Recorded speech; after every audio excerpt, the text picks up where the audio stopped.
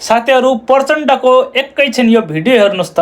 हामीबाट त्रुटि भएकै हो, हामीले जनताले पटक पटक जिताए पनि हामीबाट त्रुटि भएर जनताले हामीलाई पत्याउन पनि छोड्यो भन्ने एउटा रिग्रेट फिल गरेका छन्। यो भिडियो हेर्नु। मैले के भन्ने गरेको छु भने कहीँ न कहीँ हामी कम्युनिस्टहरूले केही गम्भीर त्रुटि गर्यौं, जसको परिणाम नेपाली जनताको अपार समर्थन हुँदाहुँदै पटक पटक कम्युनिस्टहरूलाई विश्वास गरेर जनताले ठुल्ठुलो त्याग र बलिदानमा सहभागिता मात्रै होइन, निर्वाचन प्रक्रियामा पनि अत्यधिक मत दिँदै पनि बचाउन हामीले किन सकेनौं, यो एउटा गम्भीर प्रश्न छ। जब प्रचण्डले कम्युनिस्ट पार्टीको कार्यक्रममा बोल्दै हामीलाई जनताले 2/3 म्यान्डेटको सरकार दिएकै थियो, 2064 सालमा 2/3 झन्डै एकल माओवादीलाई झन्डै 2/3 म्यान्डेट सरकार दिएकै थियो।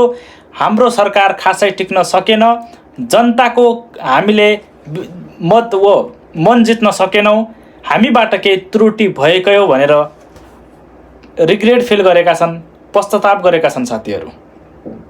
कम्युनिस्ट नेताहरूले चाहिँ त्यहाँ पार्टीमा केही न केही त्रुटि गरेकै हन्। विगतमा हामी एमालेसँग मिल्यौँ, अरू सब दलहरूसँग मिल्यौँ, तर हाम्रो एकता भएर हामी अगाडि जान सकेनौँ।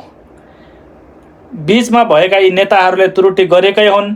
जनताले त हामीलाई पटक पटक जिताएरै पठाएका छन्, पटक पटक विश्वास गरेकै छन्, तर हामीहरूले त्रुटि गरेर हामीलाई चाहिँ जनता पनि अब विश्वास गर्न लायकका हामी भएनौँ, किनकि हामी पनि त्यहाँ त्रुटि गरेकै छौँ भनेर आफ्नो त्रुटिको आज प्रचण्डले पश्चाताप गरेका छन् अहिले कार्यक्रममा साथीहरू।